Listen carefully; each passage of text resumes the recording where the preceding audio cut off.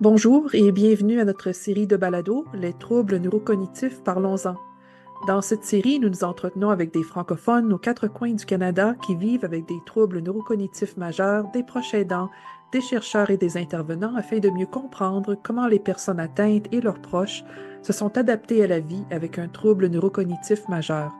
Tout ça dans le but d'informer, de casser les préjugés et d'inspirer les personnes qui vivent avec cette réalité. Notre invitée aujourd'hui est Marie-Paul Leblanc.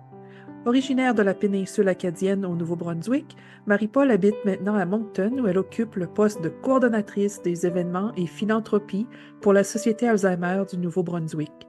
C'est une cause qui lui tient à cœur puisque quelques membres de sa famille ont reçu un diagnostic de maladie d'Alzheimer, y compris son père pour lequel elle est proche aidante. Ensemble, nous avons parlé de son rôle de proche aidante, de l'importance d'accéder aux ressources disponibles et de la marche annuelle pour l'Alzheimer IG Gestion de patrimoine. Vous travaillez à la Société Alzheimer du Nouveau-Brunswick et je pense que vous étiez déjà là quand votre père a reçu un diagnostic d'Alzheimer, hein? Oui, oui, Oui. ça fait 6 ans que je suis là, puis mon père s'est fait diagnostiquer l'année dernière en mai 2023. Alors, il s'est fait diagnostiquer quelques jours avant la marche pour l'Alzheimer IgG Centre Patrimoine. Alors, je vais jamais vraiment oublier la marche 2023 qui était vraiment tu fais la logistique, tu organises plusieurs marches dans toute la province, puis tu as ça sur ton cœur que, wow, les personnes que je suis en train de parler, les personnes qu'on voit, je suis maintenant une d'eux autres. Alors, c'est quelque chose qui est vraiment, c'était bouleversant. Ça change la perspective des choses, mais je pense que tout le monde qui travaille pour un organisme de charité a une passion. Puis moi, la mienne a vraiment ça a juste plus enflammé pour la cause, puis vraiment sensibiliser le monde, puis amasser des fonds. Ça a dû être une journée vraiment forte en émotions pour vous. Tout était fort en émotion, assez Oui. d'émotions, comme pour être honnête. C'était comme un brouillard. Il y a des journées, c'était juste un brouillard. Tu fais les choses automatiquement. Tu sais qu'est-ce que tu as à faire comme travail, mais en même temps, ta tête, ton cœur, ton esprit est avec ton père qui vient de recevoir ce diagnostic-là. Puis aussi, veux pas, tu vas penser qu'est-ce que la prochaine étape? Parce que je sais que cette étape-là va pas rester là. Il va y avoir un déclin. Il va y avoir d'autres choses qui vont arriver. Alors, il y a mille et une choses, surtout à cause que je travaille avec la Société d'Alzheimer, je connais les programmes, les services, je connais le cheminement. Alors, toutes ces connaissances-là que j'ai, ils étaient dans ma tête comme, c'était du 100 000 à l'heure. Alors, vraiment, puis là, faut que tu tiens ton sang-froid, faut quand même que tu organises ce levée de fonds-là. Il y a beaucoup de monde qui dépendent sur toi. Alors, c'est vraiment une période assez difficile. Marie-Paul et son frère habitaient à quelques heures de route de leur père lorsque les premiers signes de la maladie se sont manifestés. Puisque leur contact se faisait surtout par téléphone et que leur père était en deuil à la suite du décès de sa compagne, ils ont d'abord cru que leur père souffrait de dépression. C'est grâce à l'intervention de sa nouvelle compagne que Marie-Paul s'est rendu compte que son père présentait peut-être des symptômes de troubles neurocognitifs.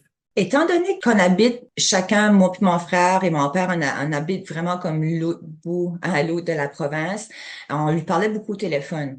Alors au début, tout semblait normal. Qu'est-ce que t'as fait aujourd'hui, papa? Ah, ben j'étais au garage, puis j'étais dans le bois. Alors il faisait juste vraiment, il nous parlait des choses régulières de son quotidien. Alors il y avait rien pour nous inquiéter. Puis après que ma mère est décédée, parce que c'est ça, la famille, c'est juste moi, mon frère puis mon père. Maintenant, ma mère était décédée. Mon père, ça a fait une campagne, une petite campagne de vie après la mort le décès de ma mère. Puis elle est aussi décédée subitement. Alors, les premiers changements qu'on a vraiment remarqués, on les a attribués à une dépression et non la maladie d'Alzheimer. Parce qu'on s'est dit, il vient de la perdre subitement, il est peut-être en dépression, on ne sait pas. Mais là, après ça, ça a fait une autre campagne, une autre petite campagne de vie. Puis elle, c'est elle qui nous a vraiment, puis on sera toujours extrêmement reconnaissant à cette personne-là. C'est elle qui nous a vraiment dit, écoute, je pense qu'il y a quelque chose qui est pas bien avec votre père. Il vient me chercher à 4 heures du matin pour déjeuner, il pense qu'il est 10 heures. Il se lève à 2 heures du matin, il pense que la journée commence. On a eu la visite hier soir, il s'en rappelle plus. Alors vraiment, avec ces exemples concrets-là de la vie quotidienne, c'est là vraiment que ça nous a mis la puce à l'oreille. Puis, OK, il faut vraiment faire les démarches pour le faire évaluer. Quand on n'est pas là au quotidien, c'est plus difficile. à évaluer. Vous étiez chanceuse d'avoir cette personne-là sur place, qui le voyait presque tous les jours, j'imagine. Absolument. Sinon, Ouais. ça aurait pu prendre d'autres semaines ou peut-être un autre mois avant que nous, à travers des conversations téléphoniques ou la prochaine fois qu'on va le voir dans le nord de la province, qu'on aurait vraiment remarqué quelque chose parce que c'est ça qui est dur avec la maladie d'Alzheimer, vraiment, comme quand est-ce aller pour le diagnostic? Parce qu'au début, c'est comme, ah ben, tout le monde oublie un petit peu, c'est normal. Même moi, tu sais, nous, on est encore quand même assez jeunes, puis je peux aller dans la cuisine, puis c'est comme, ah, c'est vrai, qu'est-ce que je faisais ici? Alors, comme, Oui. tu pilotes mémoire comme ça, tu t'inquiètes pas, mais vraiment des comportements de, oui, il est 1 heure du matin, tu penses que c'est vraiment la journée débute. Là, c'est pas quelque chose qu'on pouvait savoir au téléphone. Puis lui, vu qu'il ne savait pas, qu'il réalisait pas qu'il faisait ces choses-là, il pouvait pas nous le dire. Parce que lui, il faisait rien de mal. Non, j'ai été au garage et son quotidien était vraiment pareil pour lui. Alors, c'est vraiment la communication entre la personne qui développe des symptômes puis les autres membres de famille qui sont loin, avant que la réalisation se fait faire, ça peut être vraiment, c'est trichant. Alors, je suis vraiment contente qu'il y avait quelqu'un là dans sa vie pour pouvoir comme nous mettre la puce à l'oreille. Comment est-ce que votre père et même vous et votre frère avez réagi quand vous avez finalement reçu le diagnostic? Un diagnostic, un choc. Alors, je pense que la première émotion, c'est le choc, puis dans notre famille, le choc se passe sous le calme. Alors, on était juste vraiment, même mon père était vraiment calme. Je me rappelle, après le diagnostic, on était s'asseoir dans un petit restaurant, puis on n'a pas parlé beaucoup. C'était juste des moments de silence. Puis je pense que mon père essayait d'assimiler ou peut-être trouver une autre raison au diagnostic parce qu'il pouvait pas le croire. Tandis que moi et mon frère, c'est comme, OK, là, j'avais les 1000 questions, qu'est-ce qui va arriver, qui me passe dans la tête, mais je pense que c'était vraiment le choc. Puis n'importe quel diagnostic, tu vas avoir un choc. Mais ça a été vraiment calme.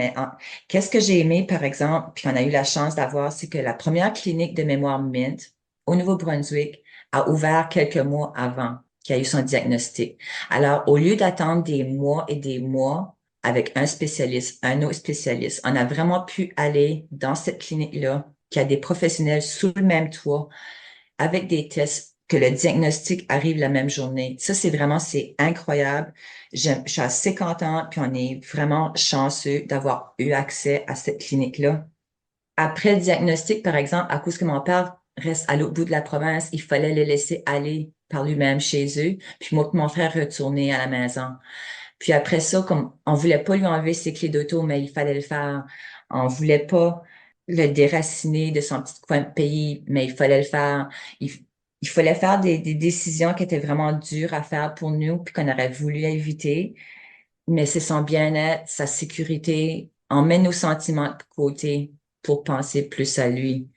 Est-ce qu'il acceptait ces changements-là ou est-ce que s'il était un petit peu rébarbatif, est-ce qu'il était un petit peu combatif, il voulait pas trop quitter sa maison et La laisser ses clés réaction, d'auto? Oui. oui, la réaction du déménagement a été plus difficile que le diagnostic. Hmm. Déménager de la terre où ce qu'il avait vécu, puis c'est des terres ancestrales, ça fait depuis tant que les Blanchards sont arrivés au Nouveau-Brunswick, qu'on reste dans le même village. Alors, tout son bois, toutes les routes dans son bois, qui c'est comme, alors c'est vraiment comme son déracinement lui a fait plus un choc puis de la peine que le diagnostic, je pense. Alors, c'est ça qui a été plus dur, puis ça a été aussi dur pour nous de pacter ces choses, puis de Hmm. l'emporter par ici, une ville qui voulait pas déménager, qui a jamais voulu venir. Puis là, à cette heure, pour avoir plus accès à des services, puis surtout avoir accès que moi et mon frère, on peut vraiment veiller sur lui, puis aller le visiter plus souvent.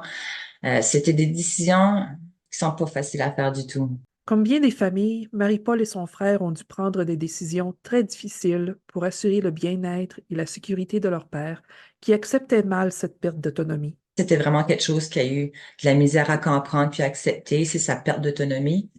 La perte d'autonomie, je pense, euh, perdre son permis de conduire, Hmm. autonomie, il peut plus rester toute seule. Alors, c'est vraiment des deuils que la personne, même ce qu'elle peut le raisonner, peut pas le raisonner, c'est une perte.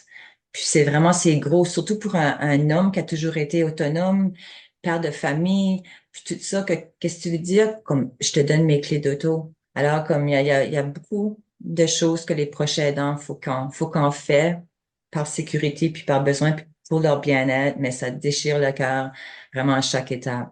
Mais oui, j'allais justement vous demander comment vous êtes adapté à ce rôle de proche aidant. C'est pas facile, surtout avec un parent, parce que c'est eux qui se sont occupés de nous toute leur vie. Et puis là, les rôles sont comme renversés. C'était votre première fois à être proche aidante. C'était ma première fois à être proche aidante. Alors, tout a été nouveau. Puis en plus, j'ai la procuration de mon père. Alors, c'est moi qui ai le premier appel. Mais je suis vraiment contente que moi et mon frère, on est vraiment unis. Comme on se comprend bien, on a vraiment le bien-être de notre père comme focus premier. Puis comme on s'entraide beaucoup, on est là à supporter un à l'autre. Puis parce que autant de façon légale que personnelle, il y a assez de détails, il y a assez de choses à faire. Puis nos parents, c'est comme vous avez dit, nos parents ont pris nos décisions pour nous quand on était jeunes, pour notre bien-être. Puis là, les rôles sont renversés. Puis c'est vraiment bouleversant d'avoir des décisions comme... On voulait pas décider à quelle étape de ressuscitation que les docteurs devraient arrêter si Oh mon Dieu. une crise cardiaque arrive à mon père.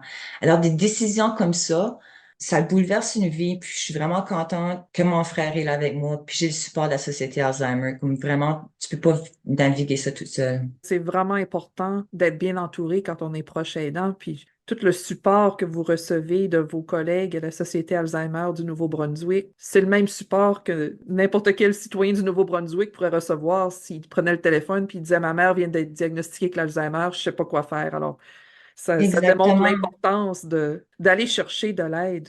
Oui, parce qu'on est tous sur un trajet, aussitôt que tu as un être aimé, que ça soit un parent, un membre de la famille, un époux ou un ami, c'est vraiment, ça va être un trajet qui va briser le cœur à plusieurs étapes. Alors, c'est pas une mort subite, c'est pas une mort soudaine, c'est, ah, il a oublié ceci, il peut plus suivre des conversations. Je le sais que peut-être dans une couple de mois, il va oublier que je suis sa fille. Je sais qu'un bout de temps, il va oublier de parler. Alors, il y a toutes des pertes qui arrivent une après l'autre. Alors, c'est vraiment, t'as un chagrin à toutes les fois qu'une étape est franchie. Alors, c'est comme un deuil. Il y a plusieurs deuils avec ces maladies-là. Le Nouveau-Brunswick est la seule province et territoire canadien à être officiellement bilingue. Dans le passage qui suit, Marie-Paul explique qu'il est assez facile de trouver des ressources et des services dans les deux langues. Cependant, comme c'est le cas dans beaucoup de provinces, le système de santé est surchargé et les patients doivent parfois accepter de recevoir les services dans leur deuxième langue selon la disponibilité des ressources. Je dois mentionner que le nord de la province est un petit peu plus francophone. Puis dans le sud, c'est un petit peu plus bilingue, des fois anglophone. Il y a encore certains endroits où une langue est majoritaire sur l'autre. Puis il y a aussi encore un petit peu de tiraillage, de protection de la langue au Nouveau-Brunswick. Mais au fur et à mesure, il y a beaucoup d'efforts qui est mis sur le bilinguisme, puis la richesse que ça apporte dans les communautés. Puis je suis vraiment contente que mon père, qui est francophone du Nord, ait déménagé dans le Sud, mais il y a quand même accès à un hôpital francophone, à des foyers de soins francophones, même un environnement que la langue française est parlée, puis qui peut comprendre, puis se faire comprendre aussi. Dans son premier déménagement, il a déménagé dans un foyer de soins francophone, mais c'était un niveau 2. Puis, vu qu'il y a eu un déclin après son déménagement, puis il a essayé de s'échapper quelques fois, il y avait beaucoup des idées de persécution, de vol, que le monde lui volait ses voitures, qu'il allait se faire kidnapper, puis tout ça. Pour sa sécurité, on est obligé de le placer temporairement. Puis, entre-temps, l'endroit temporaire est un foyer anglophone. Mais c'est une liste d'attente pour des foyers francophones. On a vraiment les deux, mais le foyer qui avait une place de disponible en ce moment-là était un endroit seulement anglophone. Avez-vous l'impression que c'est quand même une situation qui le frustre, qui a hâte d'être placé dans un centre de soins où il va recevoir tous ses services en français? En ce moment, il est pas frustré parce qu'il peut se débrouiller un petit peu en anglais. Puis dans sa réalité d'aujourd'hui, mon père, il travaille. Il est pas retiré, il travaille. Il est sur un chantier de travail. Alors, il y a des matins, il est parti à cet endroit-ci, il a rencontré un tel. Alors, c'est la réalité qu'il vit. Puis vu qu'il a déjà travaillé à l'extérieur de la province, il a déjà parlé en anglais à des employés ou du monde qui travaille avec. Alors, pour lui, vu qu'il pense qu'il est sur un chantier de travail, parler en anglais, lui, il pense que juste ça vient avec la job de la journée.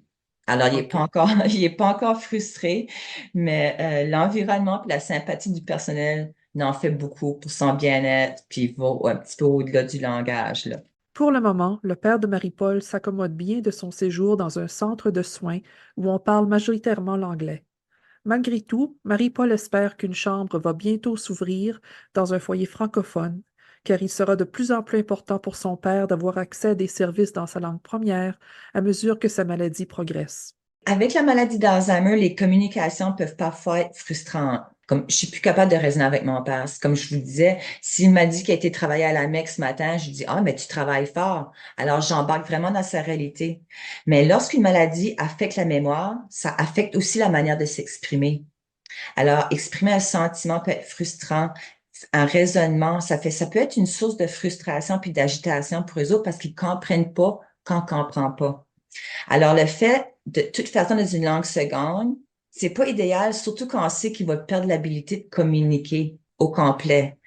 Alors, il faut vraiment mettre les soins de la personne malade en premier, puis mettre toutes leurs cartes de son côté. Alors, je suis bien contente que c'est temporaire, la situation dans un foyer anglophone, mais je suis vraiment fière qu'il va y avoir un foyer francophone, que plus tard, il va pouvoir vraiment être juste dans un environnement français parce que la communication est déjà difficile pour eux. Alors, imagine-toi le faire dans une langue seconde. Quand on s'est parlé la première fois, vous m'aviez dit quand même que le personnel dans le foyer où il est en ce moment sont extraordinaires, puis ils travaillent vraiment avec les patients pour alléger, je pense, leur stress, leur anxiété. Puis je pense que vous aviez dit qu'il y avait même des personnes qui travaillent là qui parlent pas du tout français, mais qui ont développé avec l'expérience des stratégies pour pouvoir communiquer avec les personnes francophones. Je ne sais pas si vous avez observé ces stratégies-là, si vous pouvez nous en parler un peu.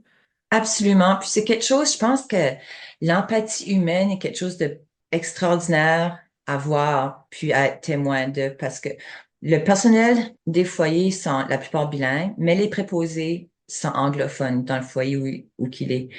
Alors, ils ont développé vraiment des petits trucs puis des astuces. Premièrement, ils vont vraiment se mettre comme au niveau de mon père. Si mon père est assis, ils vont s'accroupir, lui parler, prendre un ton doux, compatissant, pas parler trop vite. Puis il y a aussi des gestes.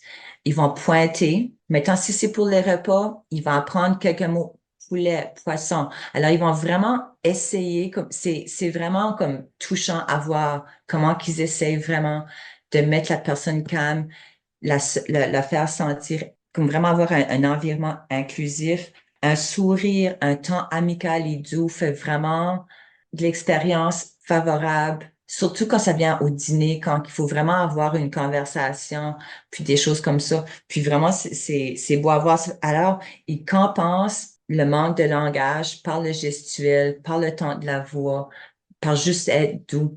Alors, c'est des choses, des petits dessins. Alors, ils sont vraiment incroyables puis innovateurs pour vraiment les faire sentir vraiment bien. À chaque année, à la fin du mois de mai, les sociétés Alzheimer à travers le Canada organisent la marche pour l'Alzheimer IG Gestion de patrimoine.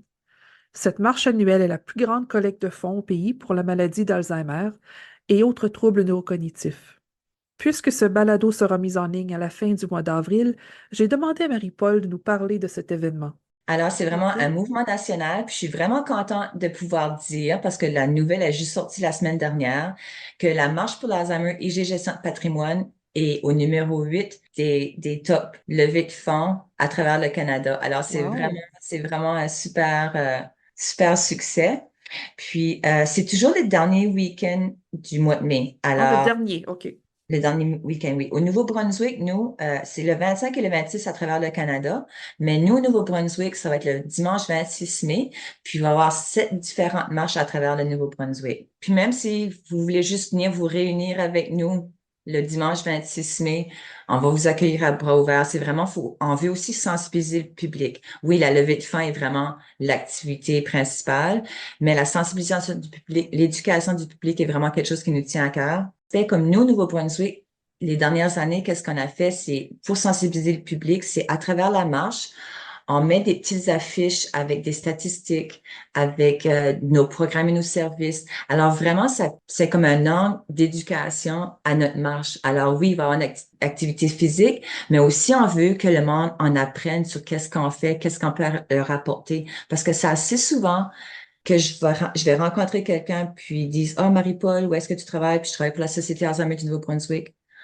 Oh, Si j'aurais su, mon père ou ma mère est décédé d'Alzheimer, si j'aurais su vous existiez, ça, là, ça me brise le cœur de savoir ça parce que si le monde saurait comment essentiel rejoindre la Société Alzheimer est, alors vraiment, la marche, on sensibilise, on éduque, puis on se réunit pour honorer ces personnes-là. Et si on n'est pas marcheur, si vraiment on n'aime pas ça marcher ou qu'on n'est pas à la maison cette fin de semaine-là, on a d'autres projets, on peut quand même faire un don.